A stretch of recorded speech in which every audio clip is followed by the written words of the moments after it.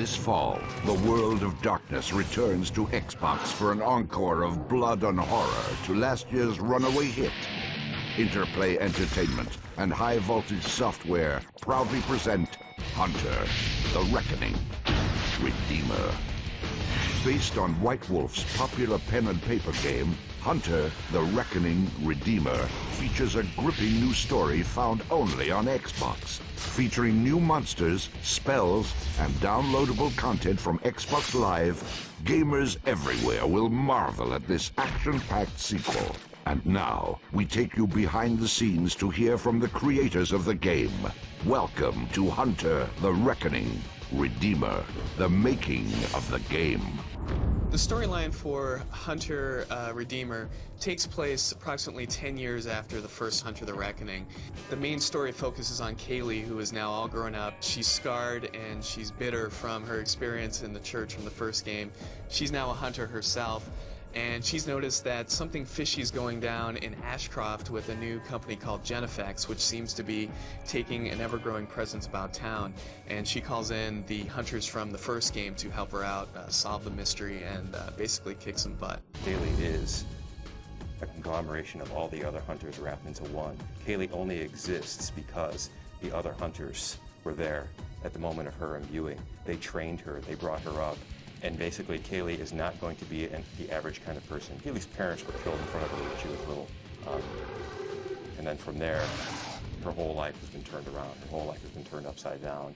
And everything has been about becoming a hunter. Kaylie as a character is, she's very fast. She's in hand-to-hand, and she has her sword that she uses. Her gun, because it's sort of like a black powder gun, is a little bit slower. It has a lot of short-range punch, but it takes longer to reload, and there's longer time in between it.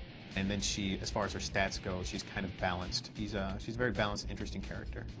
I've only developed on the Xbox and the PC, and I have to say that developing the Xbox is really easy. I get to work on things, and I see them right away.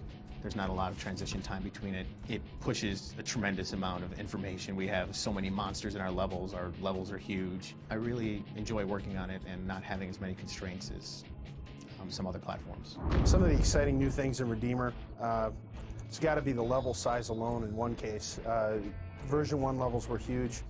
These are massive. Lots of gameplay area. New moves for the hunters, new weapons, fantastic new monsters. People should be excited about this new version because we're going to really push the Xbox pretty far graphically, for one. For two, it's an interesting storyline, the way that we work off of the original, and even kind of through the Wayward version, then into this version. So any Hunter fan is really going to find a home with this game, I think. The horror is back, and the hunt continues as High Voltage Software proudly present the sequel to White Wolf's haunting pen and paper game, Hunter, the Reckoning, to the console world. With entirely new gameplay and characters, Hunter the Reckoning, Redeemer, delivers non-stop action and horror exclusively to Xbox. And now, we continue our journey into the world of darkness and take you behind the scenes for part 2 of the making of Hunter the Reckoning, Redeemer. The storyline for Redeemer finds us back in Ashcroft during the holiday season. But one of the key elements is the fact that Kaylie, who was the little helpless girl in version 1, has now grown up and become a hunter herself. So she's once again faced down by evil in the town that she faced her first horrible experience with monstrosities in. Well, I think Redeemer has a lot to get excited about. It has all the action of the first Hunter. It has a new character. We have 2 secret unlockable characters, fully playable. We have a large assortment of playable monsters, which I think is going to be cool. And we're adding new weapons. We have a whole new storyline. Our levels are probably 5 times the size of the original levels, so we have much more gameplay, new missions. We have a lot to offer.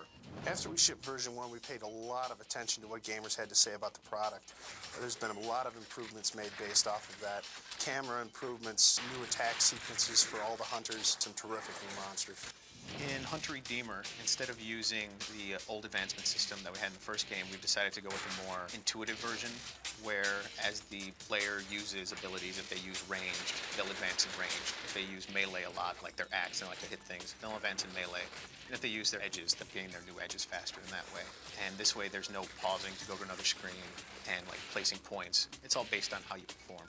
There's going to be a lot of combo moves. In fact, there's going to be certain combo moves that can't be accessed unless you trigger preceding combo moves. So you can get a chain going and basically pull off these incredible combos that you weren't able to in the first game. You should be really excited about the new weather effects in the game. We're making use of particle effects. We're going to be having some kind of physics simulation like wind, snow, fog, puddles in the levels. You're really going to feel more like you're in the game. The actual level is going to feel less static, more kind of dynamic. You're walking around, you can actually feel like you're there. We're adding extra content into our game to allow flashlight levels. Basically, the levels will set up to allow the characters to wear flashlights. Basically, it's going to make it really intense. You can especially play the game at night, turn the volume up on your own. You'll be playing the game, walking around dark corridors, just get the crap out of you. The replayability in Hunter Redeemer is huge. What you can do now is you can play through the entire game with the character, really develop them throughout the game. And once you've beaten the game, you have all of their stats still preserved. So you can play through again now as, let's say you're Deuce, now you're Deuce on steroids. You've got everything you could possibly need in terms of strength and power and conviction. And you're even able to go to a buddy's house with this bolstered character, pop your memory card into their system, and keep playing so that your experience can be taken with you anywhere you need to go.